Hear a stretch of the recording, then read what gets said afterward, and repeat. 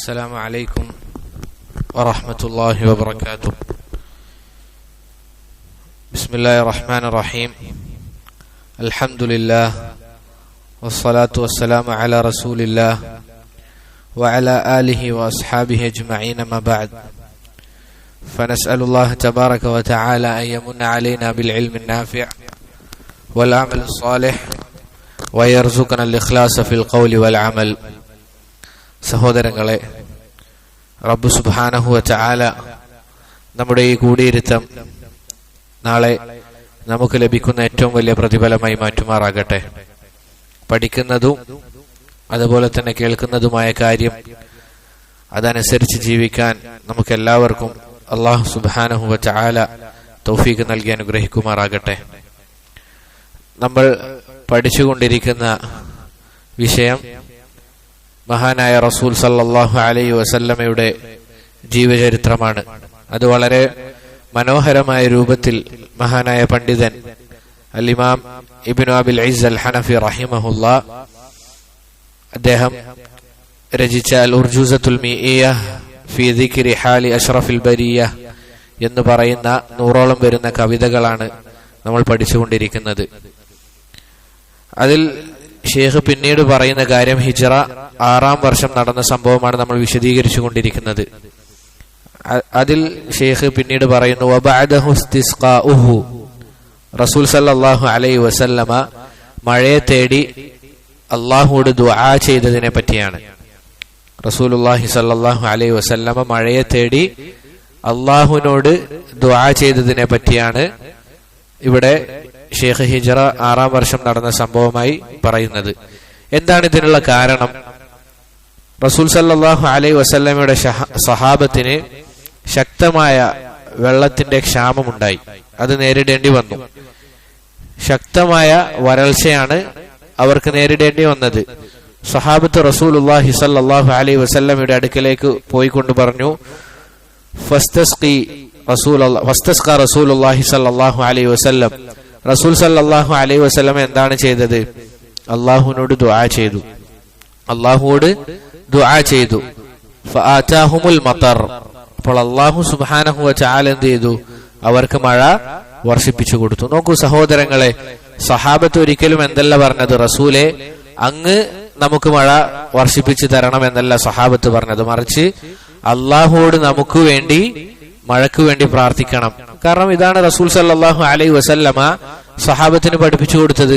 ഒരിക്കലും നിങ്ങൾ എന്നോട് ചോദിക്കണം, ഞാൻ നിങ്ങൾക്ക് മഴ നൽകാം, അതല്ല എങ്കിൽ ഞാൻ നിങ്ങൾക്ക് പല കാര്യങ്ങളും നൽകാം എന്നല്ല സഹാബത്തിന് റസൂൽ സല്ലല്ലാഹു അലൈഹി വസല്ലമ പഠിപ്പിച്ചു കൊടുത്തത്. മറിച്ച് അവിടുത്തെ അഖീദ, സഹാബത്തിന്റെ അഖീദ ഇതായിരുന്നു. അഥവാ റസൂൽ സല്ലല്ലാഹു അലൈഹി വസല്ലമയോട് അല്ലാഹുവോട് ദുആ ചെയ്യാൻ പറഞ്ഞു കഴിഞ്ഞാൽ ഉത്തരം കിട്ടുമെന്നുള്ളതാണ് സഹാബത്തിന്റെ വിശ്വാസം, അഥവാ ജീവിച്ചിരിക്കുന്ന സമയത്ത്.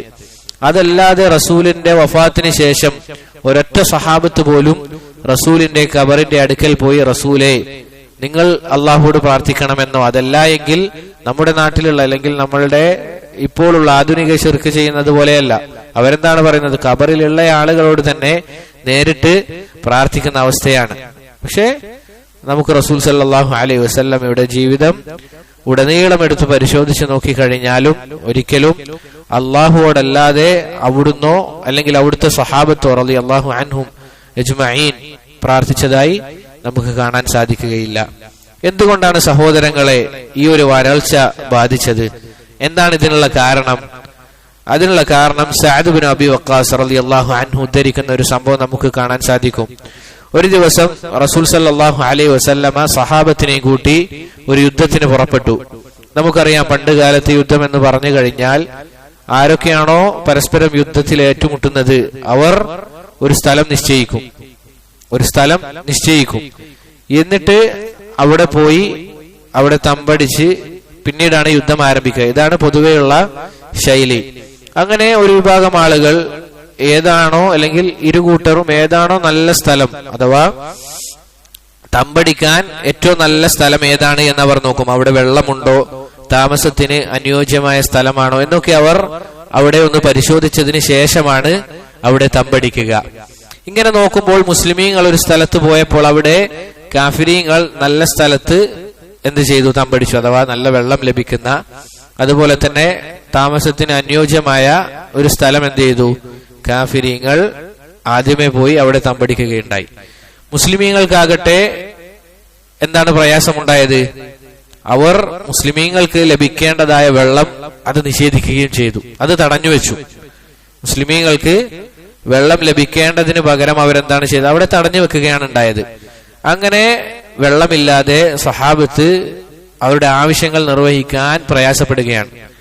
അവർക്ക് അവരുടെ കാര്യങ്ങൾ ചെയ്തു തീർക്കാൻ സാധിക്കുന്നില്ല, അവർക്ക് ഭക്ഷിക്കാൻ പറ്റുന്നില്ല, വെള്ളം കുടിക്കാനില്ല എന്ന അവസ്ഥയിലായപ്പോൾ ചില മുനാഫിഖീങ്ങൾ, നമുക്കറിയാം മുസ്ലിമീങ്ങളുടെ കൂടെ ഉണ്ടാകും, പക്ഷേ എന്തെങ്കിലും ഒരു അവസ്ഥ വന്നു കഴിഞ്ഞാൽ എങ്ങനെ മുസ്ലിമീങ്ങളെ പ്രയാസപ്പെടുത്താൻ സാധിക്കുമോ ആ രൂപത്തിലൊക്കെ പ്രയാസപ്പെടുത്തും. ഇതാണ് മുനാഫിഖീങ്ങളുടെ അടയാളം. കൂടെ കൂടികൾ എന്ന് വേണമെങ്കിൽ നമുക്ക് പറയാം. ഏത് സാഹചര്യത്തിലും എന്തെങ്കിലും ഒരു ന്യൂനത അല്ലെങ്കിൽ ന്യൂനത പറയാൻ പറ്റുമെങ്കിൽ അവർ അവിടെ ഉണ്ടാകും. ഇന്ന് കാലത്തും അങ്ങനെ തന്നെയാണ്. അങ്ങനെ അവരെന്താണ് ചെയ്തത്? അവർ പറയുകയാണ്, മൂസ അലൈഹി സ്വലാത്തു വസ്സലാം അള്ളാഹുവിനോട് വെള്ളം ചോദിച്ചതുപോലെ മുഹമ്മദും സല്ലല്ലാഹു അലൈഹി വസല്ലം അള്ളാഹുവോട് വെള്ളം ചോദിക്കട്ടെ.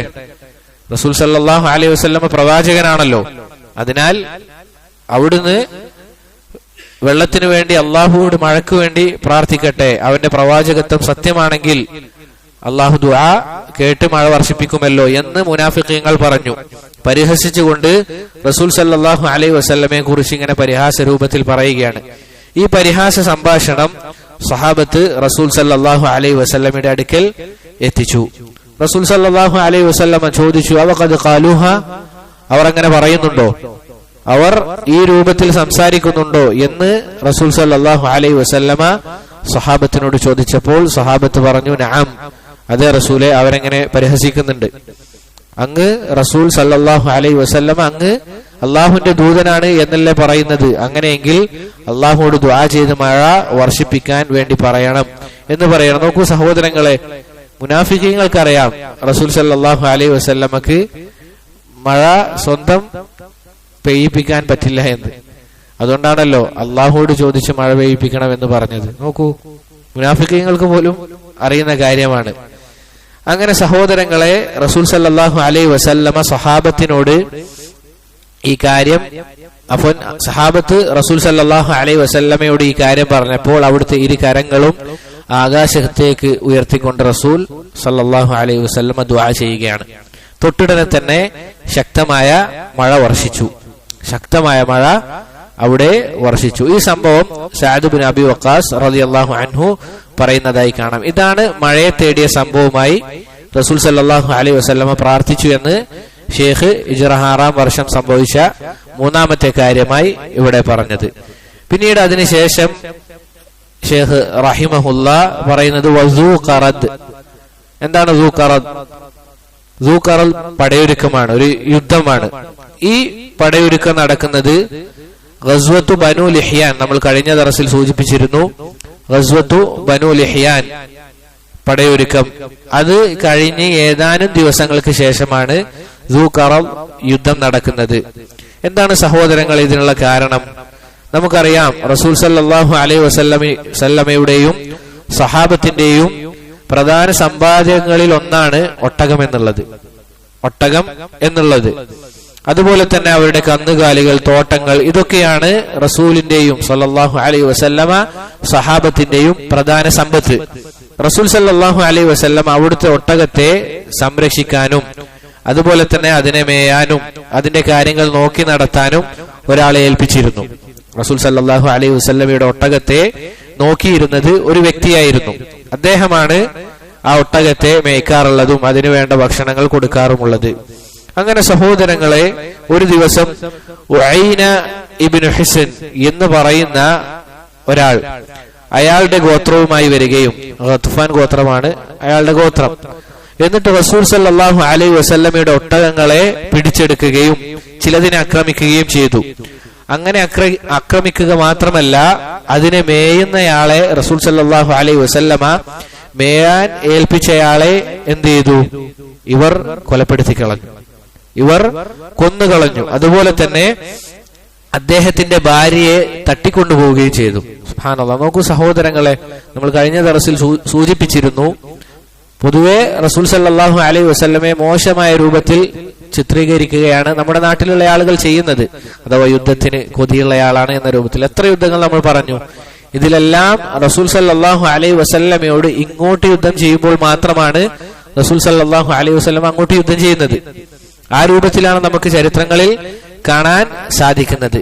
ഈ ഒരു സംഭവം മദീനയിൽ പരക്കാൻ തുടങ്ങുന്നതിന് മുൻപ്, ഈ സംഭവം മദീനയിൽ റസൂൽ സല്ലല്ലാഹു അലൈഹി വസല്ലമയുടെ സഹാബത്തിന്റെ അടുക്കലേക്ക് എത്തിയിട്ടില്ല.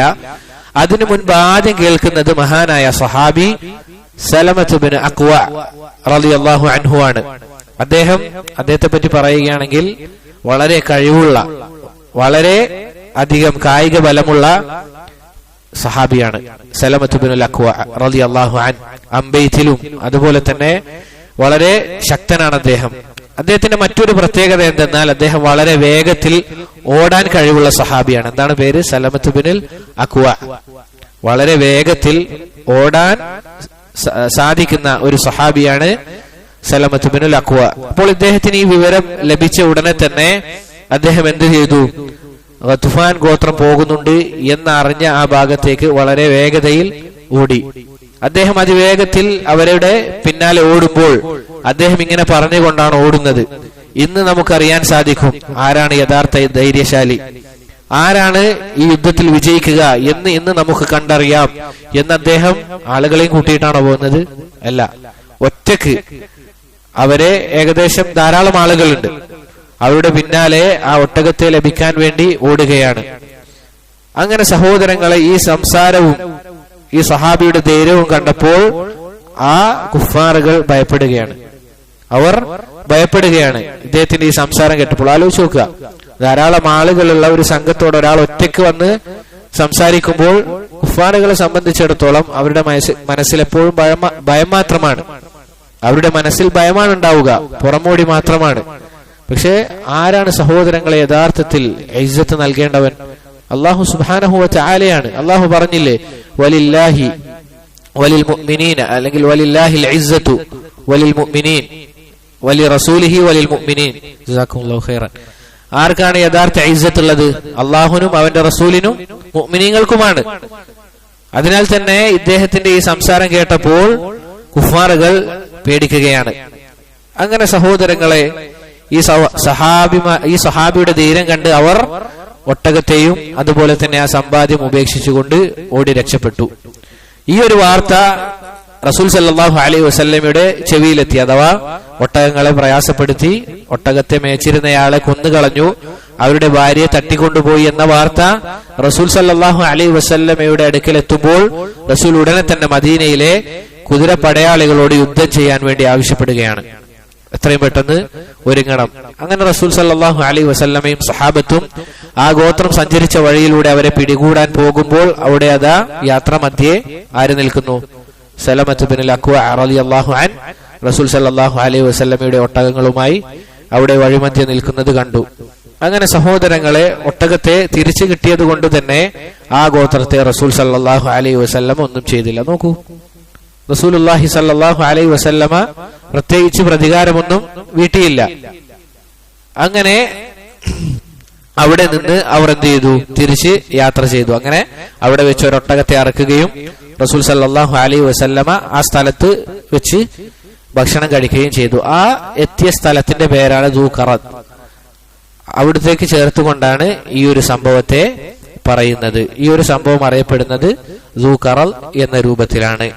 അതിനുശേഷം ഷെയ്ഖ് റഹിമഹുല്ലാ അവിടുന്ന് പറയുന്ന കാര്യം, വസുദ്ദ അൻ ഉംറതിഹി ലമ്മാ ഖസദ് വബൈഅതു റിദ്വാൻ. പിന്നീട് പറയുന്ന കാര്യം എന്താണ്? നമുക്കറിയാം റസൂൽ സല്ലല്ലാഹു അലൈഹി വസല്ലം ഇപ്പോൾ ജീവിക്കുന്നത് എവിടെയാണ്? നമ്മൾ ഈ പറഞ്ഞുകൊണ്ടിരിക്കുമ്പോൾ എവിടെയാണ്? മദീനയിലാണ്. മദീനയിൽ ജീവിച്ചിരിക്കുമ്പോൾ റസൂൽ സല്ലല്ലാഹു അലൈഹി വസല്ലമ അവിടുത്തെ സഹാബത്തിനോട് ഒരു തീരുമാനം പറയുകയാണ്, നമുക്ക് ഈ വർഷം ഉംറ ചെയ്യാം, അല്ലെങ്കിൽ നമുക്കിനി ഉംറ ചെയ്യാൻ വേണ്ടി മക്കയിലേക്ക് യാത്ര പോകാം. റസൂൽ സല്ലല്ലാഹു അലൈഹി വസല്ലമയോടൊപ്പം ഉംറ ചെയ്യുക എന്നുള്ളത് സഹാബത്തിനെ സംബന്ധിച്ചിടത്തോളം വളരെ ഇഷ്ടമുള്ള കാര്യമാണ്. ഇത് കേട്ട ഉടനെ തന്നെ 1000-ഓളം വരുന്ന സഹാബികളുമായി റസൂൽ സല്ലല്ലാഹു അലൈഹി വസല്ലമ മദീനയിൽ നിന്നും ഉംറക്ക് വേണ്ടി യാത്ര ചെയ്യാൻ തീരുമാനിച്ചു. ഈ സന്ദർഭത്തിലും മുനാഫിഖീങ്ങൾ ഇതിൽ നിന്ന് മാറി നിൽക്കുകയാണ്. എന്താണ് അവർ പറഞ്ഞത്? നിങ്ങളിപ്പോഴും ഉംറ ചെയ്യാൻ പോവുകയാണെങ്കിൽ കാഫിരീങ്ങൾ നിങ്ങളെ കൊന്നുകളയും, അതിനാൽ നിങ്ങളുടെ നമ്മളില്ല എന്ന് പറഞ്ഞ് അവരെന്ത് ചെയ്യാണ്? ഒഴിഞ്ഞു മാറുകയാണ്. ഇതാണ് മുനാഫിഖീങ്ങളുടെ സ്വഭാവം. ഏതൊക്കെ നന്മകളുണ്ടോ അതിൽ നിന്ന് പിന്തി നിൽക്കുകയും ഏതൊക്കെ പ്രയാസങ്ങൾ സംഭവിക്കുന്നുണ്ടോ അതിൽ മുസ്ലിമീങ്ങളെ പെടുത്താൻ പരിശ്രമിക്കുകയും ചെയ്യുന്ന ആളുകളാണ് മുനാഫിഖീങ്ങൾ. ഇതാണ് ഇവരുടെ സ്വഭാവം. ഇനി മുസ്ലിമീങ്ങൾക്ക് എന്തെങ്കിലും സമ്പത്ത് വന്നു കഴിഞ്ഞാലോ അതിലൊന്നാമത്തെ സഫിലാരുണ്ടാകും? മുനാഫിഖീങ്ങൾ ഉണ്ടാകും. യുദ്ധസമ്പത്ത് അതുപോലുള്ള കാര്യങ്ങൾ മുസ്ലിമീങ്ങൾക്ക് ലഭിച്ചു കഴിഞ്ഞാൽ അത് ലഭിക്കാൻ ആദ്യമായി മുമ്പിൽ ഉണ്ടാവുകയാരാണ്? മുനാഫിഖീങ്ങളാണ്. എന്നാൽ നന്മയുടെ വിഷയങ്ങൾ എടുത്തു നോക്കിക്കഴിഞ്ഞാൽ അവർ ഏറ്റവും പിൻപന്തിയിലായിരിക്കും. അങ്ങനെ അവരെന്ത് ചെയ്യാണ്? ആ ഉംറയിൽ നിന്നും മാറി നിൽക്കുകയാണ്. അങ്ങനെ സഹോദരങ്ങളെ, യാത്ര തുടങ്ങുന്നതിന് മുമ്പ് റസൂൽ സല്ലല്ലാഹു അലൈഹി വസല്ലമ ചെറിയൊരു സംഘത്തെ ആദ്യം മക്കയിലേക്ക് അയച്ചു. ചെറിയൊരു സംഘത്തെ റസൂലുള്ളാഹി സല്ലല്ലാഹു അലൈഹി വസല്ലമ മക്കയിലേക്ക് അയച്ചു. എന്തിനാണത്? മക്കയിലുള്ള കുഫാറുകളുടെ നീക്കം എന്താണ് എന്നറിയാൻ വേണ്ടി. കാരണം എന്തായാലും ഇവർ യാത്ര ചെയ്യുന്ന കാര്യം മക്കയിലെ കുഫാറുകൾ അറിയും. കാരണം യാത്ര മധ്യേ മറ്റാരെങ്കിലും കണ്ടു കഴിഞ്ഞാൽ കുഫാറുകളോട് മുഹമ്മദും സല്ലല്ലാഹു അലൈഹി വസല്ലമയും സംഘവും വരുന്നുണ്ട് എന്ന വാർത്ത അവർ അറിഞ്ഞു കഴിഞ്ഞാൽ എന്താണ് ഉണ്ടാവുക എന്നുള്ളത് റസൂൽ സല്ലല്ലാഹു അലൈഹി വസല്ലമക്ക് അറിയുന്നതിനാൽ തന്നെ ഒരു സംഘത്തെ ആദ്യം തന്നെ റസൂൽ സല്ലല്ലാഹു അലൈഹി വസല്ലമ മക്കയിലേക്ക് അയച്ചു. അതിനുശേഷം പിന്നീട് റസൂൽ സല്ലല്ലാഹു അലൈഹി വസല്ലമയും സഹാബത്തും മദീനയിൽ നിന്നും പുറപ്പെട്ടു. അങ്ങനെ പുറപ്പെട്ട് മദീനയുടെയും മക്കയുടെയും ഇടയിലുള്ള ഉസ്ഫാൻ എന്ന് പറയുന്ന സ്ഥലത്ത് റസൂലും സഹാബത്തും വന്നെത്തുകയുണ്ടായി. ആ സ്ഥലത്തെത്തിയപ്പോൾ റസൂൽ സല്ലല്ലാഹു അലൈഹി വസല്ലം ആദ്യം അയച്ച സംഘത്തിന്റെ ആളുകൾ വന്നുകൊണ്ട് റസൂലിനോട് പറഞ്ഞു, കുഫാറുകൾ യുദ്ധത്തിന് തയ്യാറെടുത്തിരിക്കുകയാണ്, അവർ യുദ്ധം ചെയ്യാൻ വേണ്ടി തയ്യാറെടുത്തിരിക്കുകയാണ് എന്നുള്ള കാര്യം അവർ അറിഞ്ഞിരിക്കുന്നു. നിങ്ങൾ ഉംറക്ക് പോകുന്ന കാര്യം അവർ അറിഞ്ഞിരിക്കുന്നു എന്ന് പറഞ്ഞു. റസൂൽ സല്ലല്ലാഹു അലൈഹി വസല്ലമയെ സംബന്ധിച്ചിടത്തോളം എന്ത് ചെയ്യണമെന്നറിയില്ല. കാരണം ഒരിക്കലും ഇവരെന്ത് പ്രതീക്ഷിച്ചു പോകുന്നതല്ല, യുദ്ധം പ്രതീക്ഷിച്ച് മക്കയിലേക്ക് പോകുന്നതല്ല, മറിച്ച് ഉംറ ചെയ്യണം, റബ്ബിനെ ഇബാദത്ത് എടുക്കണം എന്ന നിയത്തുമായിട്ടാണ് റസൂലും സഹാബത്തും മക്കയിലേക്ക് പോകുന്നത്. അതിനാൽ തന്നെ എന്ത് ചെയ്യണമെന്ന് റസൂലിന് അറിയില്ല. ശത്രുക്കളെ സംബന്ധിച്ചിടത്തോളം അവർ എല്ലാവിധ സജ്ജീകരണങ്ങളും കൂടി അവർ റെഡിയായിരിക്കുകയാണ്, തയ്യാറായിരിക്കുകയാണ്. അതിനാൽ തന്നെ നമുക്കറിയാം റസൂലിന്റെ ആദത്ത്, പൊതുവായ ശൈലി എന്ന് പറഞ്ഞു കഴിഞ്ഞാൽ സഹാബത്തിനെയും കൂട്ടി ഗൂഢാലോചന നടത്തുക എന്നുള്ളതാണ്. സഹാബത്തിനോട് കൂടിയാലോചന നടത്തുക എന്നുള്ളതാണ്. അങ്ങനെ റസൂൽ പല കാര്യങ്ങളും സഹാബത്തിനോട് ചോദിച്ചു. ആ സന്ദർഭത്തിൽ അബൂബക്കർ റളിയല്ലാഹു അൻഹു അവർ എഴുന്നേറ്റ് നിന്ന് പറഞ്ഞു, യാ റസൂൽ അല്ലാഹ്, ഖറജ്ത ആമിദൻ ലിഹാദൽ ബൈത്ത്, റസൂലെ അങ്ങ് ഹജ്ജ് ഉംറ ചെയ്യണമെന്ന ഉദ്ദേശത്തോടു കൂടിയാണ് പുറപ്പെട്ടിരിക്കുന്നത്. ലാ തുരീദു ഖത്ല അഹദ്, ആരെയും കൊന്നുകളയാൻ അങ്ങ് ഉദ്ദേശിച്ചിട്ടില്ല, ആരോട് യുദ്ധം ചെയ്യാൻ, വല ഹർബ്, ആരോട് യുദ്ധം ചെയ്യാനും അങ്ങ് ഉദ്ദേശിച്ചിട്ടില്ല. ഫതവജ്ജഹ് ലഹ്, റസൂൽ അങ്ങ് എന്താണ് ഉദ്ദേശിച്ച കാര്യം അത് ചെയ്യുക, ഉംറക്ക് വേണ്ടി പുറപ്പെടുക എന്ന് റസൂൽ സല്ലല്ലാഹു അലൈഹി വസല്ലമയോട് അബൂബക്കർ സിദ്ദീഖ് റളിയല്ലാഹു അൻഹു പറഞ്ഞു. തുടർന്ന് പറഞ്ഞു, ഫമൻ സദ്ദനാ അൻഹു ഫഖാതൽനാഹു, നമ്മളെ ആരാണോ തടഞ്ഞു നിർത്തുന്നത് അവരോട് നമുക്ക് യുദ്ധം ചെയ്യാം, അതല്ല എങ്കിൽ നമുക്ക് നല്ല രൂപത്തിൽ യുദ്ധമൊന്നുമില്ലാതെ ഉംറ ചെയ്ത് തിരിച്ച് മക്കയിലേക്ക് തന്നെ ഉംറ ചെയ്ത് തിരിച്ച് മദീനയിലേക്ക് തന്നെ മടങ്ങാമെന്ന് അബൂബക്കർ സിദ്ദീഖ് റളിയല്ലാഹു അൻഹു റസൂൽ സല്ലല്ലാഹു അലൈഹി വസല്ലമയോട് പറഞ്ഞു. ഇത് കേട്ടപ്പോൾ റസൂൽ സല്ലല്ലാഹു അലൈഹി വസല്ലം പറഞ്ഞു, ഉംലു ബിസ്മില്ലാഹ്, അള്ളാഹുവിന്റെ നാമത്തിൽ നിങ്ങൾ യാത്ര തുടരുക. അങ്ങനെ യാത്ര തുടർന്ന് മക്കക്കടുത്തുള്ള ഹുദൈബിയ എന്ന് പറയുന്ന സ്ഥലത്തേക്ക് റസൂൽ എത്തി. ഹുദൈബിയ എന്ന് പറയുന്ന സ്ഥലത്തെത്തി. അവിടെ എത്തിയപ്പോൾ റസൂൽ തീരുമാനിച്ചു, മക്കയിലുള്ള കുഫാറുകളുടെ അല്ലെങ്കിൽ കുഫാറുകളുടെ അടുക്കലേക്ക് പോയിക്കൊണ്ട് നമ്മൾ യുദ്ധത്തിന് വന്നതല്ല, മറിച്ച് നമ്മൾ ഉംറ ചെയ്യാൻ വന്ന് വളരെ മാന്യമായ രൂപത്തിൽ മദീനയിലേക്ക് തിരിച്ചു പോകാനാണ് നമ്മൾ വന്നിരിക്കുന്നത് എന്ന് കുഫാറുകളോട് ആരെങ്കിലും ഒരാൾ പറയണം എന്ന ഒരു തീരുമാനമായി. അതിൽ ആരാണ് അങ്ങോട്ടേക്ക് ആ കാര്യം പറയാൻ പോകുന്നത്? ആരാണ്? ഉസ്മാൻ ഇബ്നു അഫ്ഫാൻ റളിയല്ലാഹു അൻഹു. ഉസ്മാൻ ഇബ്നു അഫ്ഫാൻ റളിയല്ലാഹു അൻഹു ഈ ഒരു കാര്യം പറയാൻ വേണ്ടി മക്കയിലെ കുഫാറുകളുടെ അടുക്കലേക്ക് നീങ്ങി. അങ്ങനെ അദ്ദേഹം പോകുന്ന യാത്രാ മധ്യേ ഉസ്മാൻ റളിയല്ലാഹു അൻഹുവിനെ പരിചയമുള്ള അബാൻ എന്ന് പറയുന്ന മുശ്രിക്കായ ഒരു വ്യക്തി ഉസ്മാൻ റളിയല്ലാഹു അൻഹുവിനോട് ചോദിച്ചു, എങ്ങോട്ടേക്കാണ് താങ്കൾ പോകുന്നത്? ഉസ്മാൻ റളിയല്ലാഹു അൻഹു കാര്യം പറഞ്ഞു, നമ്മൾ മദീനയിൽ നിന്നും ഉംറ ചെയ്യാൻ വേണ്ടി മക്കയിലേക്ക് വന്നതാണ്. അപ്പോൾ അവിടെയുള്ള ആളുകൾ പ്രയാസപ്പെടുത്താൻ വേണ്ടി വന്നിരിക്കുന്നു എന്ന കാര്യം പറഞ്ഞു. അബാൻ പറഞ്ഞു, നിങ്ങൾ ഒറ്റയ്ക്ക് പോയി കഴിഞ്ഞാൽ ഒരു പക്ഷേ കുഫാറുകൾ നിങ്ങളെ എന്തെങ്കിലും ചെയ്തേക്കാം, അതുകൊണ്ട് ഞാൻ നിങ്ങൾക്ക് സംരക്ഷണം നൽകാം എന്ന് പറഞ്ഞ് അവർ രണ്ടുപേരും നീങ്ങി കുഫാറുകളുടെ അടുക്കലേക്ക് എത്തി കാര്യം പറഞ്ഞു. എന്നാൽ ഇവർ പോയ ഉടനെ തന്നെ റസൂൽ സല്ലല്ലാഹു അലൈഹി വസല്ലമയും സഹാബത്ത് നിൽക്കുന്ന സ്ഥലത്തും അതുപോലെ തന്നെ അവിടെ ഒരു വാർത്ത പ്രചരിച്ചു, ഉസ്മാൻ ഇബ്നു അഫ്ഫാൻ റളിയല്ലാഹു അൻഹു കൊല്ലപ്പെട്ടിരിക്കുന്നു എന്ന്. ഉസ്മാൻ ഇബ്നു അഫ്ഫാൻ റളിയല്ലാഹു അൻഹു കൊല്ലപ്പെട്ടിരിക്കുന്നു എന്നൊരു വ്യാജ വാർത്ത അവിടെ പരക്കുകയുണ്ടായി. ഈ സമയത്ത് റസൂൽ സല്ലല്ലാഹു അലൈഹി വസല്ലമ ഒരു ബൈഅത്ത് ചെയ്തു. എന്താണ് അതിൽ പറയുന്നത്? ഉസ്മാൻ കൊല്ലപ്പെട്ടിട്ടുണ്ട് എങ്കിൽ അവരോട് നമുക്ക് പകരം ചോദിക്കുക തന്നെ ചെയ്യണം. കാരണം നമുക്കറിയാം റസൂൽ സല്ലല്ലാഹു അലൈഹി വസല്ലമയെ സംബന്ധിച്ചിടത്തോളം സഹാബത്തിന് വല്ലതും പറ്റിക്കഴിഞ്ഞു എന്നറിഞ്ഞു കഴിഞ്ഞാൽ പിന്നീട് അവിടത്തേക്ക് പിടിച്ചു നിൽക്കാൻ സാധിക്കുകയില്ല. അവിടത്തേക്കാണ് ആരെങ്കിലും വല്ലതും ചെയ്തത് എങ്കിൽ അവിടുത്തെ പൊതുവെയുള്ള ശൈലി എന്താണ്? വിട്ടുവീഴ്ചയാണ്. ധാരാളം സംഭവങ്ങൾ നമുക്ക് കാണാൻ സാധിക്കും. അതിലൊരു സംഭവമാണ് മക്കയിൽ റസൂൽ സല്ലല്ലാഹു അലൈഹി വസല്ലമക്ക് പീഡനം അത് വർദ്ധിച്ചു കഴിഞ്ഞപ്പോൾ അവിടത്തേക്ക് മക്കയിലെ കുഫാറുകൾ വല്ലാതെ പ്രയാസപ്പെടുത്തിയപ്പോൾ അവിടുന്ന് തായിഫിലേക്ക് യാത്ര ചെയ്യുകയാണ്. റസൂൽ സല്ലല്ലാഹു അലൈഹി വസല്ലമ മക്കയിൽ നിൽക്കാൻ സാധിക്കുന്നില്ല. എന്താണ് റസൂൽ പറഞ്ഞ തെറ്റെന്താണ്? നിങ്ങൾ അള്ളാഹുവെ മാത്രം ആരാധിക്കണം എന്ന് പറഞ്ഞതാണ് തെറ്റ്. അതല്ല എങ്കിൽ നിങ്ങൾ കുടുംബ ബന്ധം ചേർക്കണം, നിങ്ങൾ വ്യഭിചരിക്കരുത്, നിങ്ങൾ കള്ളു കുടിക്കരുത് എന്ന നല്ല നല്ല ഉപദേശങ്ങൾ നൽകിയതാണ് റസൂൽ സല്ലല്ലാഹു അലൈഹി വസല്ലമ ചെയ്ത തെറ്റ്. അത് പറഞ്ഞത് കാരണത്താൽ അവിടെ നിൽക്കാൻ സാധിക്കുന്നില്ല. അവിടുന്ന് റസൂൽ സല്ലല്ലാഹു അലൈഹി വസല്ലമ തായിഫിലേക്ക് യാത്ര ചെയ്തു. തായിഫിൽ പോയപ്പോഴും അല്ലാഹു സുബ്ഹാനഹു വ തആല ഏൽപ്പിച്ച ദൗത്യം റസൂൽ സല്ലല്ലാഹു അലൈഹി വസല്ലമ നിർത്തിയില്ല. അവിടുന്ന് തായിഫിൽ പോയി പറഞ്ഞു, ഖൂലൂ ലാ ഇലാഹ ഇല്ലല്ലാഹ്, നിങ്ങൾ ലാ ഇലാഹ ഇല്ലല്ലാഹ് പറയണം. എന്താണ് റസൂലിന് ലഭിച്ചത്? അവിടുത്തെ ആളുകളും പ്രയാസപ്പെടുത്തുകയാണ്. എത്രത്തോളം? അവിടെ ഉണ്ടായിരുന്ന കൊച്ചു കുട്ടികൾ എന്ത് ചെയ്യുകയാണ്? റസൂൽ സല്ലല്ലാഹു അലൈഹി വസല്ലമയെ കല്ലെടുത്തെറിയുകയാണ്. കല്ലെടുത്തെറിഞ്ഞ് അവിടുത്തെ നെറ്റി പൊട്ടി അവിടുത്തെ മുഖത്തോടുകൂടി രക്തം കാലിലേക്ക് വരെ എത്തുകയാണ്. അത്രയും പ്രയാസം കാലിലേക്ക് രക്തം വാർന്നൊലിക്കുകയാണ്. അങ്ങനെ റസൂൽ അവിടെ നിന്നും തായിഫിൽ നിന്നും ആളുകൾ പ്രയാസപ്പെടുത്തുന്നു എന്ന് കണ്ടപ്പോൾ തിരിച്ചു മടങ്ങി പോകുമ്പോൾ ഖർനുസ് ആലബ് എന്ന് പറയുന്ന സ്ഥലത്തെത്തിയപ്പോൾ അവിടെ നിന്ന് വിശ്രമിക്കാൻ വേണ്ടിയിരുന്നു. അപ്പോൾ അതാ ജിബ്രീൽ അലൈഹി സ്വലാത്തു വസ്സലാം വരികയാണ്. ജിബ്രീൽ അലൈഹി സ്വലാത്തു വസ്സലാം വന്നുകൊണ്ട് റസൂലിനോട് സലാം പറഞ്ഞു. റസൂലിനോട് പറഞ്ഞു, എന്റെ കൂടെയുള്ളത് മലക്കുകൾ ആണ്, 2 മലക്കുകൾ. എന്തിന മലക്കുകളാണ്? പർവ്വതങ്ങളുടെ കാര്യം ഏൽപ്പിച്ച മലക്കുകളാണ് ഇവർ എന്ന് പറയുകയാണ്. എന്നിട്ട് റസൂലിനോട് ഈ മലക്കുകൾ പറയുന്ന കാര്യം എന്താണ്? അങ്ങൊരു കാര്യം പറഞ്ഞാൽ മതി, ഒരു വാക്ക് പറഞ്ഞാൽ മതി, ഈ കാണുന്ന മലകൾ അവരുടെ മേൽ ഇട്ടുകൊണ്ട് അവരെ ഞാൻ നശിപ്പിക്കാം. മലായിക്കത്തുകൾ വന്നുകൊണ്ട് റസൂലിനോട് പറയുകയാണ്. നമ്മൾ ആലോചിച്ചു നോക്കുക, നമ്മളാണെങ്കിൽ എന്താ പറയാ? റസൂൽ സല്ലല്ലാഹു അലൈഹി വസല്ലം എന്താണ് പറഞ്ഞത്? നിങ്ങൾ അങ്ങനെ ചെയ്യേണ്ടതില്ല. ഞാൻ ആഗ്രഹിക്കുന്നത് അവരിൽ നിന്ന് അള്ളാഹുവെ ആരാധിക്കുന്ന ഒരാളെങ്കിലും ഉണ്ടാവുക എന്നുള്ളതാണ് ഞാൻ ആഗ്രഹിക്കുന്നത്.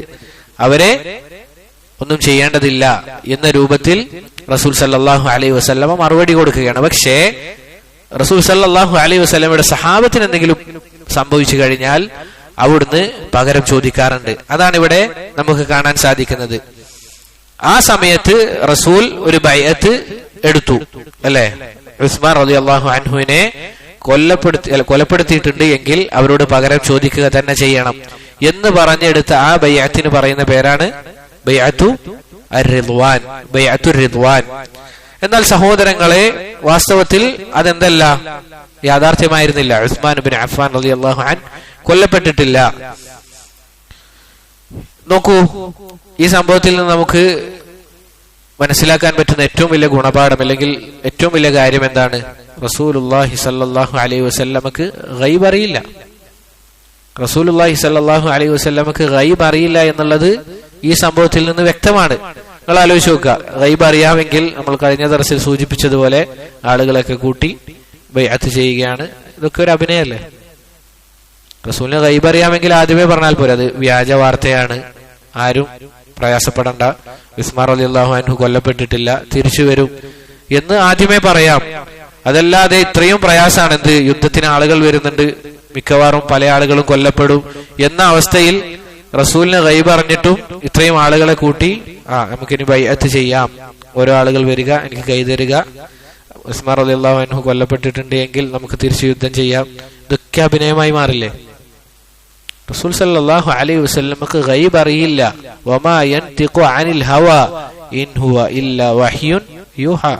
ഇതാണ് റസൂൽ സല്ലല്ലാഹു അലൈഹി വസല്ലം. അവിടുന്ന് വഹിയായി ലഭിച്ച കാര്യങ്ങൾ അത് സംസാരിക്കും. അതല്ലാതെ ഒരിക്കലും റസൂൽ സല്ലല്ലാഹു അലൈഹി വസല്ലമക്ക് ഗൈബ് അറിയില്ല എന്നുള്ളത് ഈ ഒരു സംഭവം നമുക്ക് മനസ്സിലാക്കി തരുന്നു. അങ്ങനെ സഹോദരങ്ങളെ പറഞ്ഞു വന്നത്, കുഫാറുകൾ യുദ്ധം തന്നെയാണ് ഉദ്ദേശിക്കുന്നത്.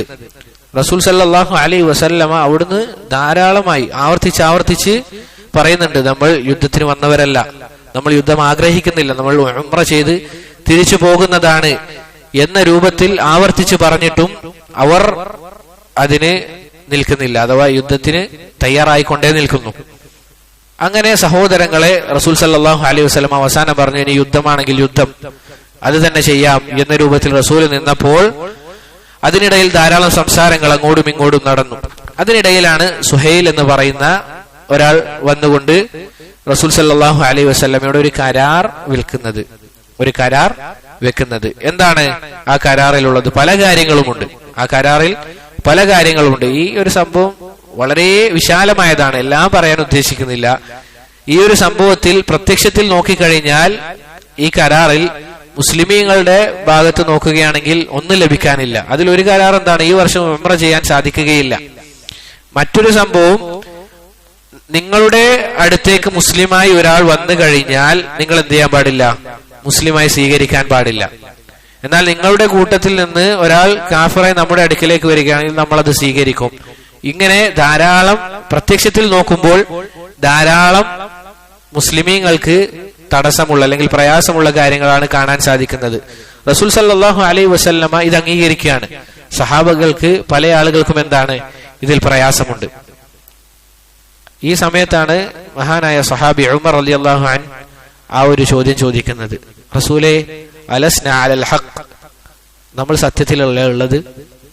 വഅദൂന അലൽ ബാത്തിൽ, നമ്മുടെ ശത്രുക്കൾ അവർ ബാത്തിലിൽ ഉള്ളത്, പിന്നെ എന്തിനാണ് നമ്മൾ ഈ നിന്ദ ഏറ്റുവാങ്ങുന്നത് എന്ന് റസൂൽ സല്ലല്ലാഹു അലൈഹി വസല്ലമയോട് ഉമർ റളിയല്ലാഹു അൻഹു ചോദിക്കുന്നത് ഈ ഒരു സന്ദർഭത്തിലാണ്. പിന്നീട് ഉമർ റളിയല്ലാഹു അൻഹു തന്നെ പറയുന്നുണ്ട്, ഈ ഒരു സംഭവം യഥാർത്ഥത്തിൽ മുസ്ലിമീങ്ങൾക്ക് വിജയമാണ് ഉണ്ടായത് എന്ന രൂപത്തിൽ ഉമർ റളിയല്ലാഹു അൻഹു സംസാരിക്കുന്നുണ്ട്. പറഞ്ഞു വന്നത്, പ്രത്യക്ഷത്തിൽ നോക്കിക്കഴിഞ്ഞാൽ മുസ്ലിമീങ്ങൾക്ക് വളരെ പ്രയാസമാണ്. അങ്ങനെ ഈ വർഷം ഉംറ ചെയ്യാൻ പറ്റുന്നുണ്ടോ? ഇല്ല. റസൂലും സഹാബത്തും തിരിച്ച് മടങ്ങി പോവുകയാണ്. ഇതാണ് ഈ ഒരു സംഭവം. ഈ ഒരു സംഭവമാണ് പിന്നീട് ഷെയ്ഖ് റഹിമഹുല്ല പറയുന്നത്, ബൈഅത്തു റിദ്വാനും അതുപോലെ തന്നെ ഉംറ ചെയ്തതുമായി ബന്ധപ്പെട്ട സംഭവം. അതിനുശേഷം ഹിജ്റ 6-ാം വർഷം നടന്ന അവസാനത്തെ സംഭവമായി രണ്ട് കാര്യങ്ങളാണ് ഷെയ്ഖ് ഇവിടെ പറയുന്നത്. വബന ഫിഹ റൈഹാന, റസൂൽ സല്ലല്ലാഹു അലൈഹി വസല്ലമ റൈഹാനയുമായി വീട് കൂടിയത് നമ്മൾ പറഞ്ഞിരുന്നു. അവസാനത്തെ ദർസിൽ റൈഹാനയുമായി റസൂൽ സല്ലല്ലാഹു അലൈഹി വസല്ലമ വിവാഹം ചെയ്തു എന്നുള്ളത്. അതിലുള്ള അഭിപ്രായ വ്യത്യാസങ്ങൾ, ഭാര്യയാണോ അതല്ല അടിമയാണോ എന്നത് നമ്മൾ പറഞ്ഞിരുന്നു. അതിൽ ശരിയായ അഭിപ്രായം റസൂൽ സല്ലല്ലാഹു അലൈഹി വസല്ലമയുടെ അടിമയാണ് റൈഹാന എന്നുള്ളതാണ്. അവരുമായി വീട് കൂടുന്നത് ഏത് വർഷത്തിലാണ്? ഹിജ്റ 6-ാം വർഷത്തിൽ. പിന്നീട് അവസാനം ഷെയ്ഖ് 6-ാം വർഷത്തിൽ നടന്ന സംഭവമായി പറയുന്നത്, വഫുരിദൽ ഹജ്ജു ബിഖുൽഫിൻ ഫസ്മഅ, പിന്നീട് ഹജ്ജ് നിർബന്ധമാക്കി, ഫർളാക്കി. പക്ഷെ ബിഖുൽഫിൻ, അവിടെ ഖിലാഫ് ഉണ്ട് എന്ന് ഷെയ്ഖ് തന്നെ പറയുന്നുണ്ട്. ധാരാളം അഭിപ്രായ ഭിന്നതകളുള്ള ഒരു കാര്യമാണ് എപ്പോഴാണ് ഹിജ്റ എത്രാം വർഷത്തിലാണ് ഹജ്ജ് നിർബന്ധമാകുന്നത് എന്നത്. ഇവിടെ ഷെയ്ഖ് പറയുന്നത് ഹിജ്റ 6-ാം വർഷമാണ് എന്നതാണ്. അതുകൊണ്ടാണ് ഹിജ്റ 6-ാം വർഷത്തിൽ ഈ ഒരു കാര്യം ഷെയ്ഖ് റഹിമഹുല്ല കൊടുത്തിരിക്കുന്നത്. എന്നാൽ ശരിയായ അഭിപ്രായം അല്ലാഹു അലം, ഹിജ്റ 9-ാം വർഷത്തിലാണ് ഹജ്ജ് നിർബന്ധമാകുന്നത്. ഹജ്ജ് ആദ്യകാലം മുതലേ ഉണ്ട്, പക്ഷെ മുസ്ലിമീങ്ങൾക്ക് നിർബന്ധമാകുന്നത് ഹിജ്റ 9-ാം വർഷത്തിലാണ്. ഖുറൈശികൾ ഒഴികെ മക്കയിലെ കുഫാറുകൾ ആദ്യ കാലഘട്ടത്തിൽ വിവസ്ത്രരായി എന്ത് ചെയ്യാറുണ്ട്? തവാഫ് ചെയ്യാറുണ്ട് ഹജ്ജ് ചെയ്യുന്ന നേരത്ത്. അതുപോലെ തന്നെ പല കാര്യങ്ങളും ഹജ്ജുമായി ബന്ധപ്പെട്ട് നമുക്ക് കാണാൻ സാധിക്കും. പക്ഷേ അത് നിർബന്ധമാകുന്നത് ഹിജ്റ 9-ാം വർഷത്തിലാണ് എന്നതാണ് അല്ലാഹു ആലം ശരിയായി മനസ്സിലാകുന്നത്. ഇതാണ് ഹിജ്റ 6-ാം വർഷം നടന്ന സംഭവമായി ഷെയ്ഖ് ഇവിടെ പറയുന്നത്. ഇൻഷാ അല്ലാഹ് ഇത്രയുമാണ് ഇന്നെടുക്കാൻ ഉദ്ദേശിക്കുന്നത്. ഇനി അടുത്ത ദർസിൽ ഹിജ്റ 7-ാം വർഷം നടന്ന സംഭവങ്ങൾ നമുക്ക് വായിക്കാം. ഇൻഷാ അല്ലാഹ് പറഞ്ഞതിൽ വല്ല നന്മയും ഉണ്ട് എങ്കിൽ അത് റബ്ബ് സുബ്ഹാനഹു വ തആലയിൽ നിന്ന് മാത്രമുള്ളതാണ്. പറഞ്ഞതിൽ വല്ല തിന്മയും വന്നു പോയിട്ടുണ്ട് എങ്കിൽ അത് എന്നിൽ നിന്നും ശൈത്താനിൽ നിന്നുമുള്ളതാണ്. റബ്ബ് സുബ്ഹാനഹു വ തആല നമുക്ക് എല്ലാവർക്കും പുറത്തു നൽകി അനുഗ്രഹിക്കുമാറാകട്ടെ. ഇൻഷാ അല്ലാഹ് ഹദീസ് ക്ലാസ് ആരംഭിക്കുന്നതായിരിക്കും. وهذا والله تعالى أعلى وأعلم وصلى الله وسلم على نبينا محمد وعلى آله وأصحابه أجمعين. سبحانك اللهم وبحمدك أشهد أن لا إله إلا أنت أستغفرك وأتوب إليك. السلام عليكم ورحمة الله وبركاته.